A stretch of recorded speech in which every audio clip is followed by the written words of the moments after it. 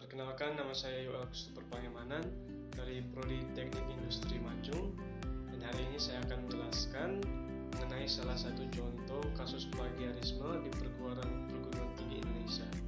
Contoh yang akan saya bawakan hari ini saya ambil di suatu kasus yang bertempat di Universitas Islam Negeri Malang. Kasus ini dimulai ketika seorang mahasiswa Universitas Negeri Malang, Maulana Malik Ibrahim, yang tergabung dalam mahasiswa Islam, mengungkapkan suatu plagiarisme karya ilmiah oleh rektor kampus tersebut, Mutia Raharjo, nama dari rektor tersebut. Menurut seorang mahasiswa bernama Alfian, Mutia telah memberikan contoh buruk kepada para mahasiswa karena dia adalah seorang rektor. Menurut mereka, Mutia diduga menjiplak 13 makalah mahasiswa pasca sarjana. Karya ilmiah itu dikumpulkan dalam buku berjudul Sosiolinguistik Qurani atas nama Mutia dan bukan mahasiswa itu. Dalam buku terbitan UIN Malang Press tahun 2007, sejumlah bab itu identik dengan karya ilmiah para mahasiswa, di mana para makalah yang menjadikan tugas itu semua dirangkum oleh sang rektor, lalu digabungkan dan disusun menjadi bukunya. Ketika disusun, ternyata tidak ada perubahan dari makalah-makalah tersebut dan diambil utuh dan langsung dicantumkan di buku, sehingga menimbulkan banyak orang yang curiga atas kasus plagiarisme ini. Sedangkan makalah mahasiswa yang ditiru yaitu berjudul Bahasa dan Masyarakat di halaman 107, Bahasa dan Agama, Ragam Bahasa, dan Pria Wanita dalam Bahasa.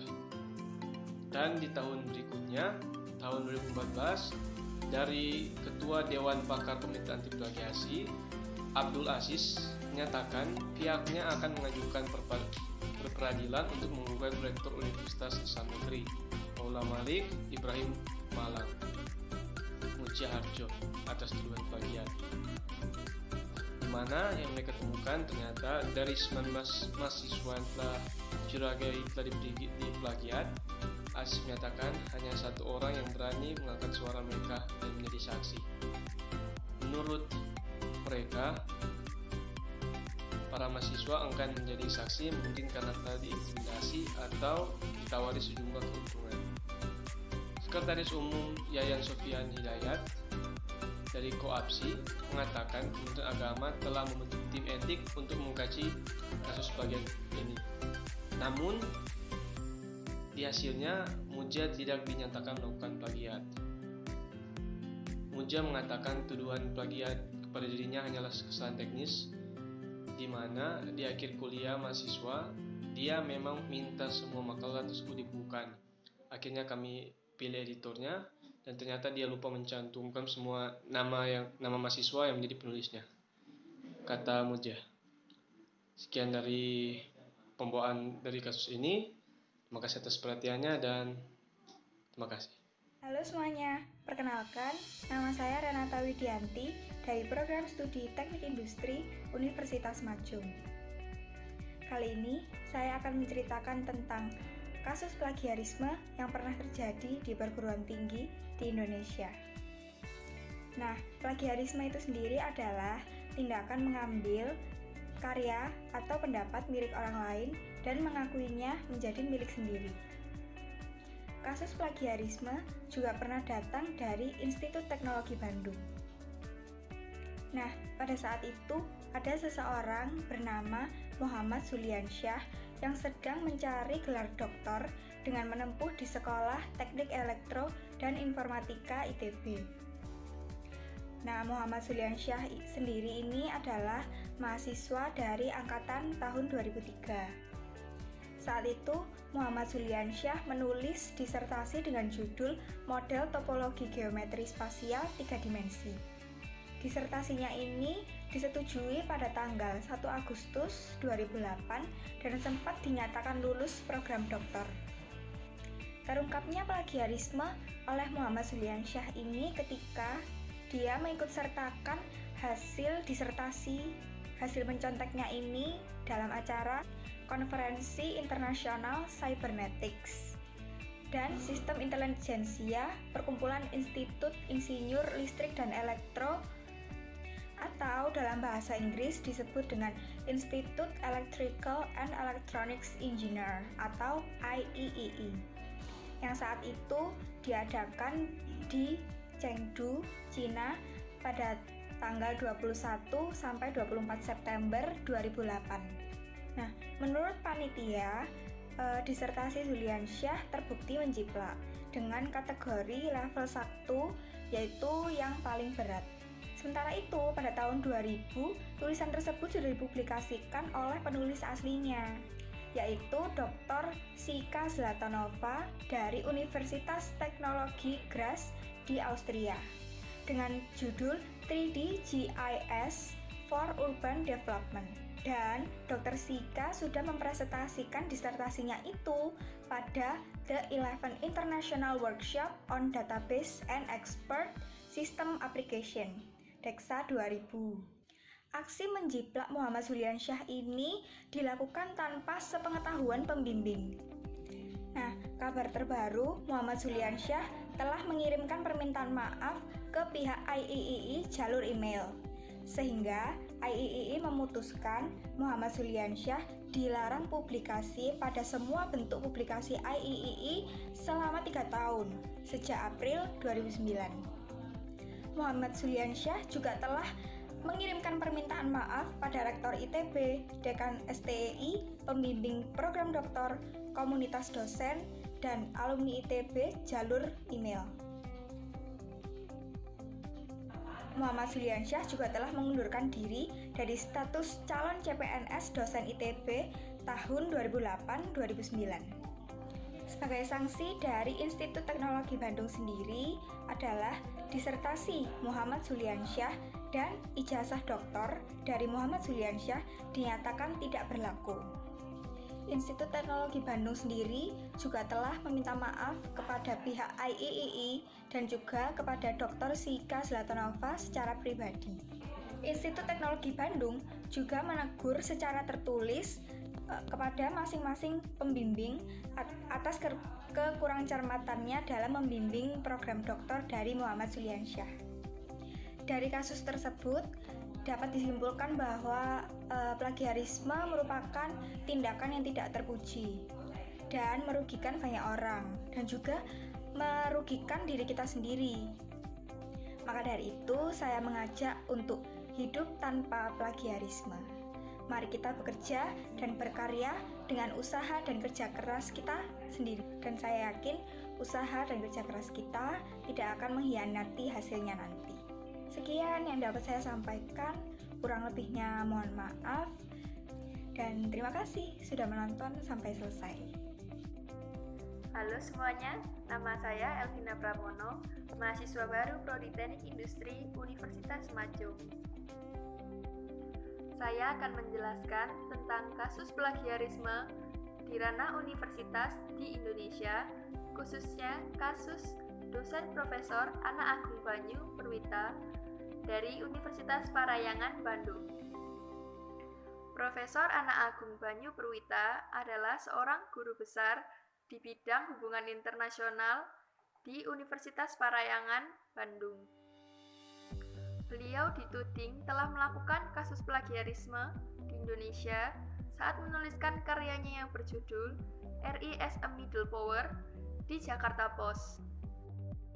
Kasus ini bisa terbuka karena diawali oleh Jakarta Post yang melaporkannya kepada pihak universitas bahwa beliau telah melakukan plagiarisme pada tanggal 4 Februari tahun 2010. Setelah kabar tersebut disampaikan kepada pihak universitas langsung mengadakan rapat untuk mengetahui apakah kasus tersebut benar. Dan ternyata, memang benar Profesor Ana Agung Banyu Perwita melakukan plagiarisme terhadap Al-Jungner yang berjudul The Middle Power Concept in Australian Foreign Policy. Setelah mengetahui kebenaran dari kasus tersebut, Pihak universitas dan media Jakarta Post meminta maaf kepada karya asli, yaitu Carl Jung. Kemudian pihak universitas mengadakan rapat senat untuk memutuskan hukuman apa yang pantas diberikan kepada Profesor Ana Agung Banyu Perwita. Dan karena kasus tersebut, Profesor Ana Agung Banyu Perwita sudah tidak dipercaya lagi untuk menjadi guru besar di hubungan internasional di Universitas Parayangan Bandung. Universitas lalu memutuskan hukuman apa yang pantas diberikan kepada Profesor Ana Agung Banyu Perwita, yaitu memberhentikannya dari jabatan yang sekarang telah diambilnya. Lalu Profesor Ana Agung Banyu Perwita mengirim surat pengunduran diri kepada universitas yang membuat universitas dengan berat hati harus menerimanya karena kasus tersebut membuatnya dipecat secara tidak hormat. Ternyata, Profesor Ana Agung Banyu Perwita telah melakukan kasus plagiarisme lain sebelum kasus ini terkuak. Lalu, beliau meminta maaf melalui akun pribadi Facebook-nya. Jakarta Post juga secara resmi telah mencabut semua artikel gara-gara isu ini. Sekian penjelasan saya tentang kasus plagiarisme di ranah universitas di Indonesia tentang Profesor Ana Agung Banyu Perwita dari Universitas Parayangan Bandung. Sekian dan terima kasih. Halo semua, nama saya Elvan Kenny Yumana, biasa dipanggil Kenny. Saya dari Universitas Macung, Prodi Teknik Industri. Di kesempatan kali ini saya akan membahas tentang praktik plagiarisme. Jadi karena kita membahas praktik plagiarisme, kita bahas dari plagiat itu sendiri. Plagiat merupakan tindakan mengambil, mencomot, atau mengambil karangan orang lain dijadikan hak milik sendiri. Dan orang yang melakukan praktik plagiarisme ini bisa dipanggil sebagai plagiator.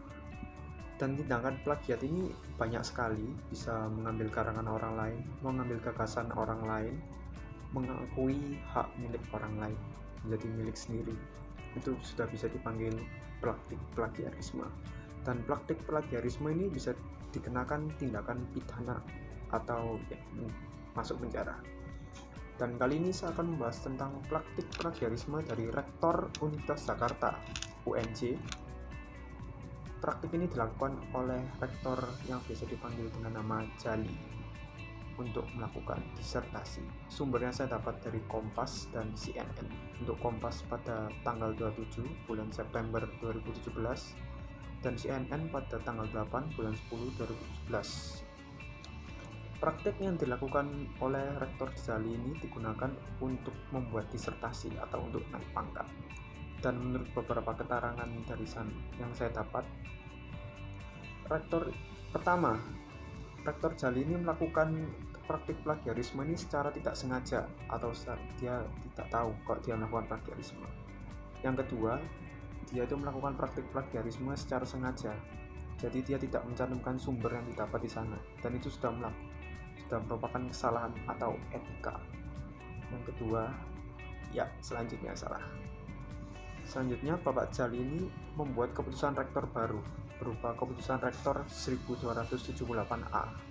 Di sana menjelaskan bahwa mahasiswa yang membuat skripsi atau S1 bisa memperbolehkan melakukan plagiarisme itu sebesar 50%. Jadi, Rektor Jali ini sudah memperbolehkan murid-muridnya untuk melakukan plagiarisme tersebut. Dan rektor ini sudah diambil jabatannya untuk sementara. Tidak tahu untuk berapa jangka waktu yang pasti. Ya, sekian dari saya. Terima kasih. Halo, perkenalkan nama saya Hans Lewitono dari Fakultas Sains dan Teknologi Prodi Teknik Industri. Saya akan membicarakan tentang plagiarisme yang terjadi di Unila, Universitas Lampung. Saya dapat ini dari m.jpnn.com. Jadi plagiarisme ini dilakukan oleh dosen FKIP dan dia sudah melakukan plagiarisme ini 14 kali dan satu karya ilmiah yang pada akhirnya diketahui oleh Kemendikbud. Dia melakukan plagiarisme 14 kali ini sudah mencoreng civitas akademik yang berada di Unila itu. Mungkin dia melakukan itu karena ingin meraih gelar guru besar dengan cara dia mengambil jurnal yang sudah diterbitkan, lalu diubah daftar isinya dan disisipkan namanya ke dalam jurnal. Mungkin saran saya melakukan penyuluhan dan pendidikan mengenai bahaya plagiarisme di universitas. Lalu saran saya lagi, di masa ini pencarian informasi sangatlah mudah. Sebaiknya jangan menyalahgunakan kemudahan mencari informasi tersebut untuk mengambil karya orang lain jika tidak diberi sumber pustaka. Seharusnya diberikan sumber asli dari karya itu. Sekian dari saya, terima kasih. Halo, di video kali ini saya akan berbicara tentang plagiarisme. Apa itu plagiarisme? Plagiarisme atau sering disebut dengan plagiat adalah tindakan penjiplakan atau pengambilan karangan, pendapat, serta karya dan sebagainya dari orang lain dan menjadikannya seolah karangan dan pendapat sendiri. Plagiat dapat dianggap sebagai tindak pidana karena mencuri hak cipta orang lain. Sedangkan menurut Peraturan Menteri Pendidikan Nasional Republik Indonesia Nomor 17 Tahun 2010, plagiat merupakan perbuatan secara sengaja atau tidak sengaja dalam memperoleh atau mencoba memperoleh kredit atau nilai untuk suatu karya ilmiah dengan mengutip sebagian atau seluruh karya dan atau karya ilmiah pihak lain yang diakui sebagai karya ilmiahnya tanpa menyatakan sumber secara tepat dan memadai. Salah satu contoh kasus plagiarisme di lingkungan kampus adalah di Universitas Negeri Jakarta atau biasa disingkat dengan UNJ. Ada praktek plagiarisme yang ditemukan Tim Evaluasi Kinerja Akademik atau EKA Kemenristekdikti Republik Indonesia terhadap 5 pejabat daerah. Salah satunya adalah disertasi mantan Gubernur Nur Alam. Disertasi Nur Alam tersebut menurut Tim Evaluasi Kinerja Akademik atau Tim EKA terindikasi menyadur dari laman-laman penyedia arsip disertasi di internet. Di antara saduran tersebut terdapat pada bab 1 sebanyak 74,4% dari tulisan di laman penyedia arsip disertasi. Kemudian bab 2 dan bab 3, Tim Evaluasi Kinerja Akademik atau Tim EKA menemukan kejanggalan lain, yakni ketidaksinambungan tulisan di bab-bab tersebut dengan isi disertasi yang ditulis. Kejanggalan lain, karya yang diganjar dengan indeks prestasi kumulatif tertinggi itu dibuat dalam waktu kurang dari 5 hari. Jadi sangat tidak mungkin, bukan? Sehingga atas kasus tersebut gelar doktor dan ijazah mantan Gubernur Nur Alam dicabut. Dan Rektor Universitas Negeri Jakarta atau Rektor UNJ yang melindungi pelaku plagiarisme tersebut harus dicopot dari jabatannya. Temuan-temuan ini sudah sejak lama diawasi dan dapat dikenakan pidana.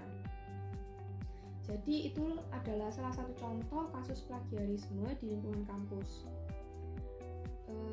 Di dunia pendidikan, pelaku plagiarisme dapat mendapat hukuman berat seperti dikeluarkan dari sekolah atau universitas. Di dunia kerja, pelaku plagiarisme dapat mendapat hukuman denda, dipenjara, atau bahkan diberhentikan dari kerjaannya atau dipecat. Jadi, bagaimana agar kita tidak digolongkan sebagai plagiarisme bila ingin mencari ide atau referensi dari karangan, pendapat, ataupun karya orang lain? Yang pertama adalah kita harus menggunakan informasi yang berupa fakta umum.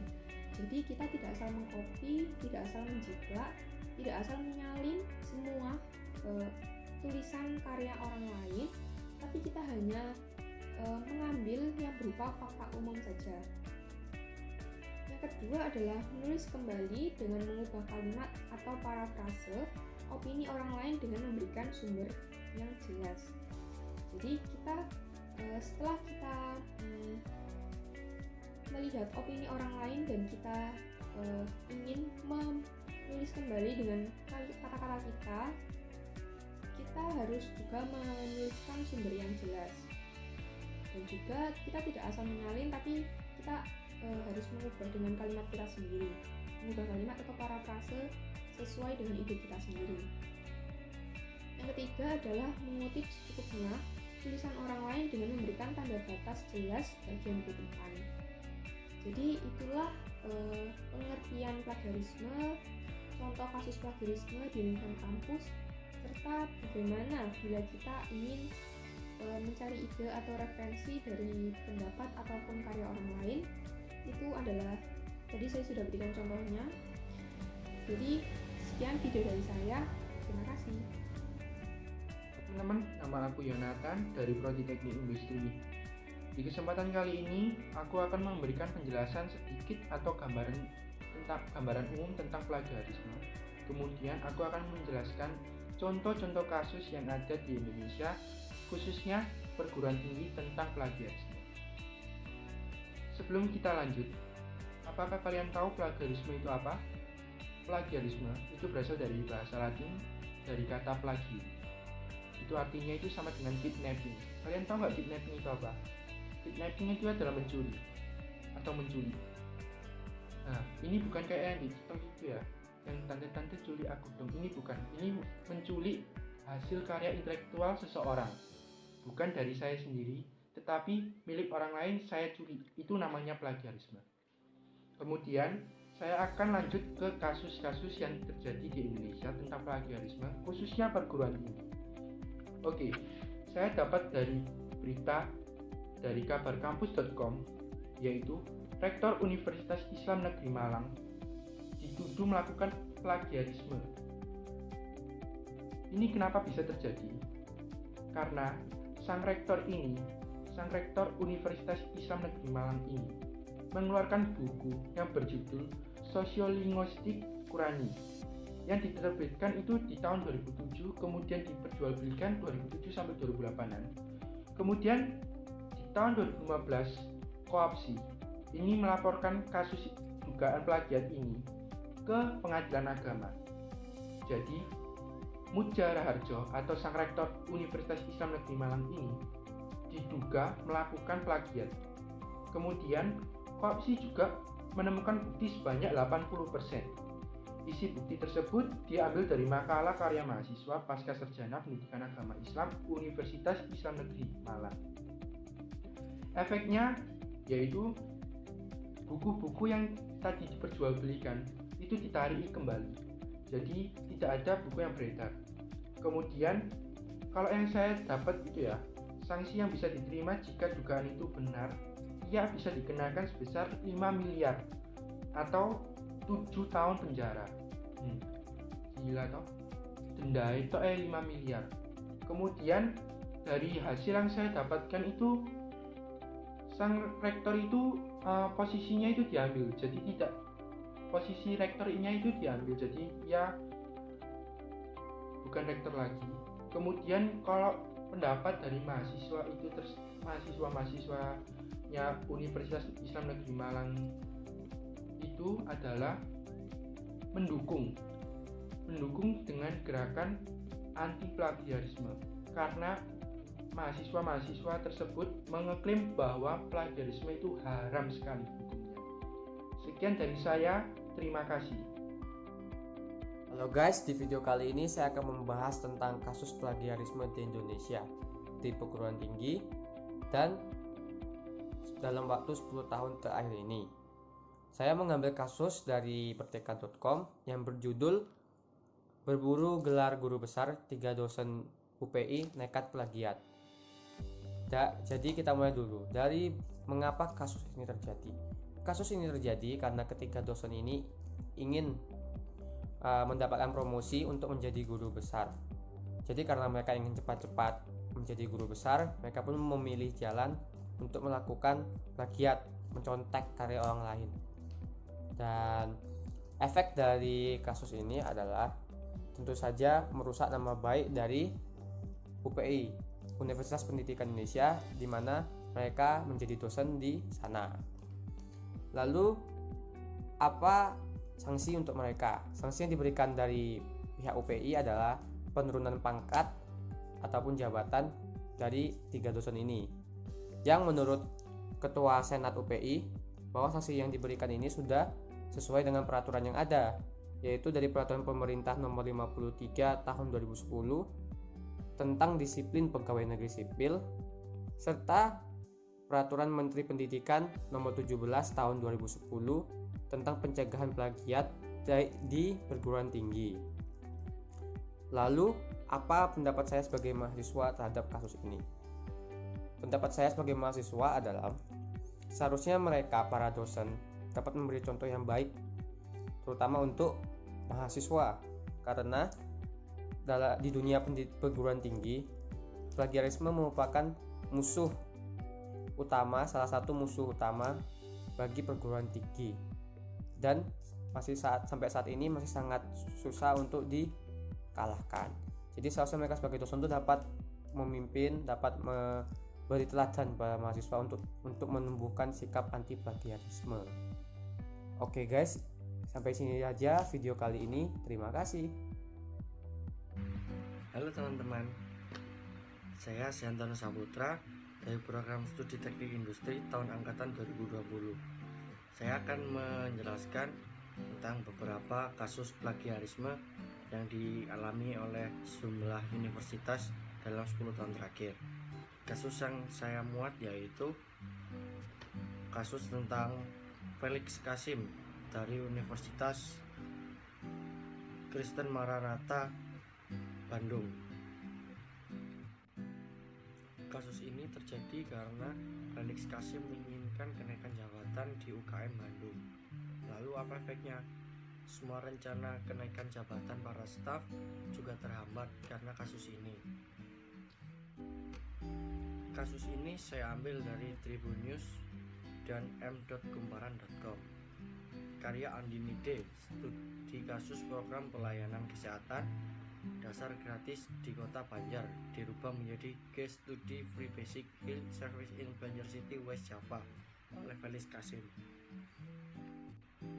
Karena Felix Kasim melakukan pelanggaran yang cukup berat, maka dari pihak Universitas Kristen Maranatha Bandung memberikan sanksi berupa pemberhentian sementara. Lalu opini para mahasiswa berharap bahwa para dosen bisa memberikan contoh yang terbaik atau teladan bagi para mahasiswanya, agar para mahasiswa tidak meniru perbuatan yang tidak terpuji tersebut. Sekian dari saya, terima kasih. Halo dan kembali lagi bersama Isa di sini. Sekarang saya ingin membahas tentang plagiarisme. Apa itu plagiarisme? Plagiarisme itu suatu perbuatan tidak terpuji, yaitu dengan mengambil karya orang lain dan mengakui milik kita, atau mengambil karya orang lain tetapi benar-benar tidak merubah unsur yang ada di dalamnya. Jadi benar-benar utuh 100% kita ambil terus kita klaim jadi milik kita sendiri, ya kembali lagi ke poin awal. Nah, sekarang untuk mendukung pembahasan saya ingin menghadirkan satu kasus ya di ranah perkuliahan atau kampus ya. Apa kasus yang ingin saya hadirkan dan dari mana saya mengambilnya? Nah, saya mengambil kasus ini dari merdeka.com tanggal 17 Februari 2013 dengan reporter Krishna. Artikel ini cukup menarik karena menghadirkan satu tokoh yang benar-benar kental dalam dunia perkuliahan ya di UGM, yaitu Anggito Abimanyu, seorang dosen dari Fakultas Ekonomi dan Bisnis. Nah, apa yang dilakukan Bapak Anggito ini sampai dia kena masalah seperti ini? Nah, yang dilakukan beliau itu mengutip karya orang lain dalam karya tulisnya yang berjudul Gagasan Asuransi Bencana. Nah, tapi dia mengutip tidak merubah sesuai dengan karakteristiknya dia gitu. Jadi benar-benar 100% titik komanya itu mirip, bahasanya mirip, tulisannya mirip, dan lain-lainnya itu mirip. Nah, karena hal ini mulailah sorotan-sorotan itu ke Anggito Abimanyu. Mulailah dia terkenal lah ya istilahnya kalau bahasa gaulnya. Nah, karena itu banyak media massa menipu. Dan kenapa bisa ketahuan? Karena ada penulis anonimus itu melaporkan karyanya. Dia curiga kalau ini kok bisa mirip dengan karya orang ini. Nah, sesudah dilaporkan, kasusnya itu melonjak dan pihak UGM sendiri sudah khawatir kalau reputasinya tercemar ya. Jadi karena itu beliau, Bapak Anggito Abimanyu ini mengundurkan diri setelah kasus ini benar-benar selesai. Nah, kronologisnya bagaimana? Anggito Abimanyu melakukan ya riset ya kalau sebelum membuat karya tulis, dan mengutip karya dari Hotbonar Sinaga dan Munawar Kasan ya, dengan mengambil semuanya itu benar-benar utuh untuk dimasukkan ke karya tulisnya. Nah, sesudah itu kembali lagi ke penulis anonimus itu, dia menemukan kesalahan ini dan melaporkannya ke pihak UGM ya. Pada awalnya kasus ini belum tercium benar-benar tajam. Sesudah ada berita keluar, barulah ini tajam. Nah, sesudah kasus itu menajam, Anggito Abimanyu pun menyesal dan meminta maaf kepada pihak UGM, anak didiknya, para mahasiswa Fakultas EBM, dan juga kepada Hotbonar Sinaga dan Munawar Kasan ya, yang sebagai pihak yang dirugikan di sini. Nah, sesudah itu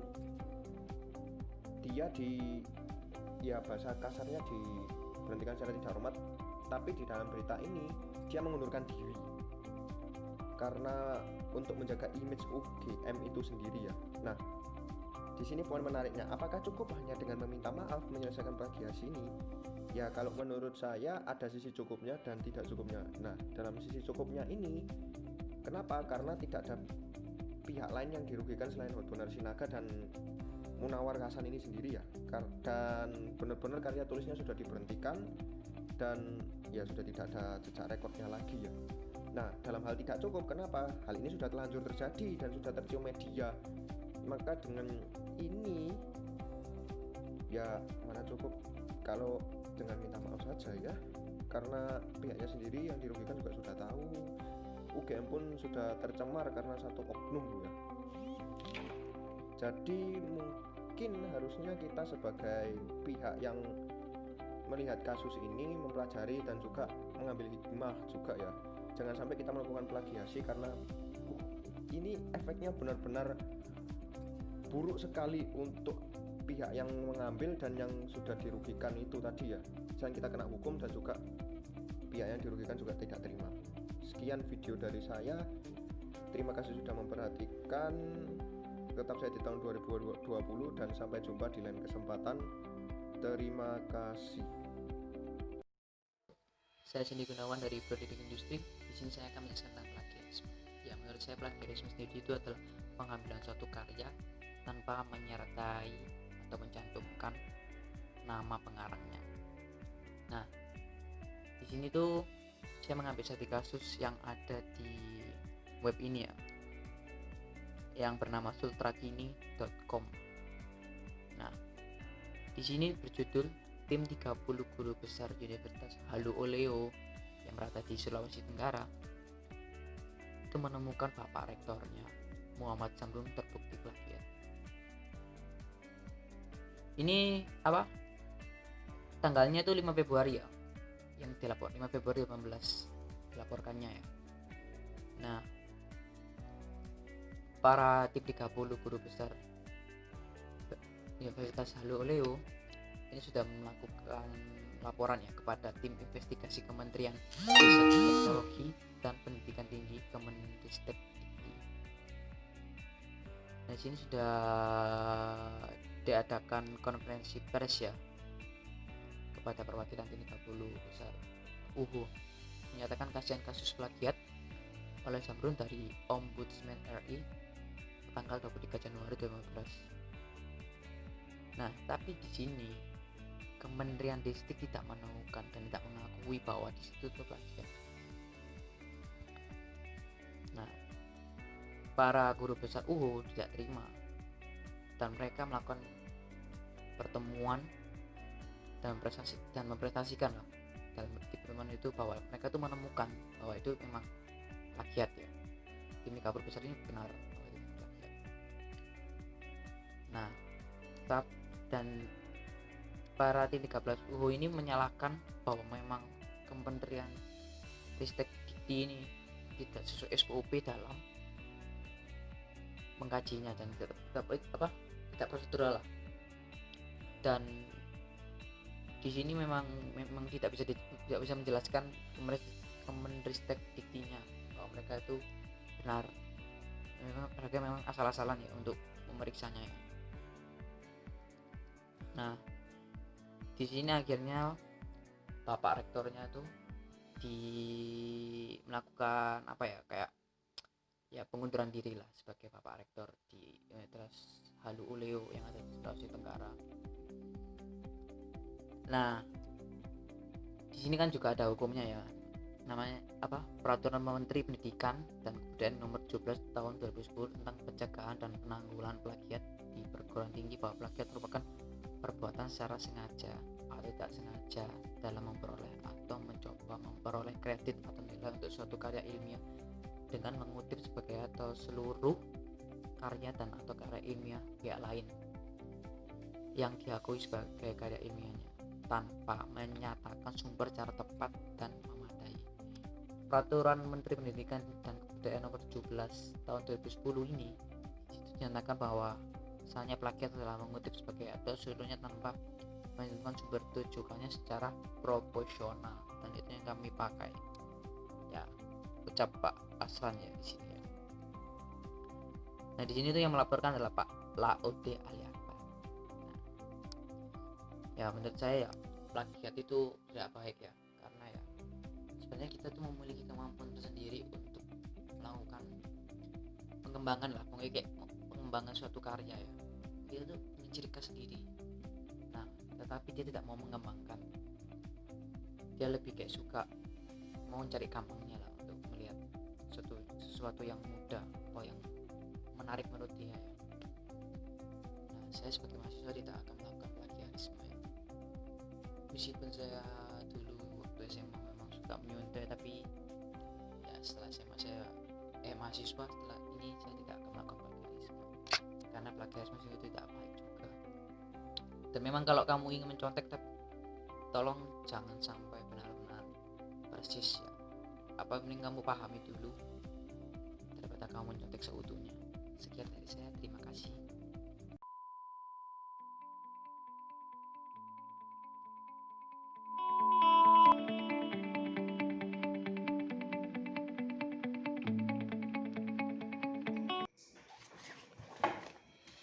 Salam sejahtera untuk kita semua. Saya Faris Nugroho Wicaksono dari Prodi Teknik Industri Universitas Machung. Di sini saya akan membahas tentang plagiarisme dengan melihat suatu kasus yang saya angkat dari website Jambi Independent dengan judul Plagiarisme di kalangan mahasiswa.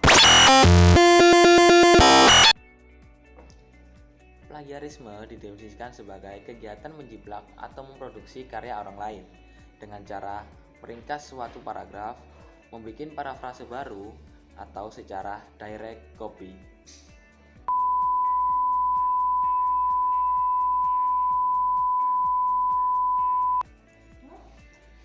Oke, plagiarisme sendiri sudah marak terjadi di Indonesia, apalagi di kalangan mahasiswa. Tindakan plagiarisme ini ada beberapa contoh, yaitu mencatat tugas teman, mengakui hasil karya orang lain sebagai karyanya sendiri, menyalin pekerjaan teman, dan yang sering dilakukan adalah copy paste data atau jawaban dari sebuah website di internet.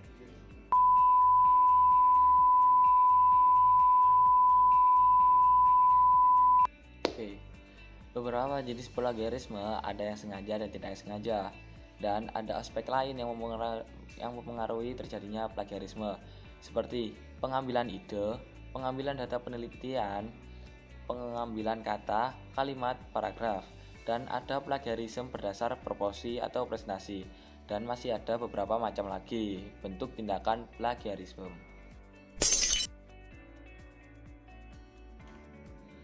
Pemicu terjadinya plagiarisme adalah tidak ada kesadaran bahwa tindakannya itu merupakan plagiarisme.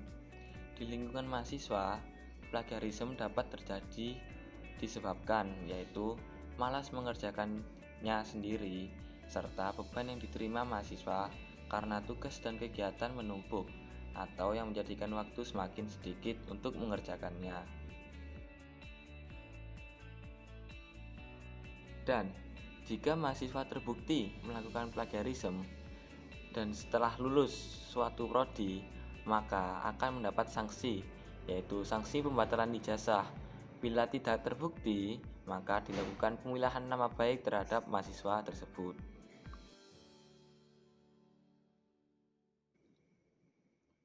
Jadi, secara garis besar, plagiarisme dalam penulisan karya ilmiah dapat dikatakan sebagai tindak pidana. Maka dari itu, plagiarisme dapat dicegah dengan kesadaran diri sendiri bagi mahasiswa, dan mahasiswa harusnya paham atas resiko dan konsekuensi apabila melakukan tindak plagiarisme. Berikut adalah resumen dari kasus plagiarisme di kalangan mahasiswa. Sekian dari saya, terima kasih.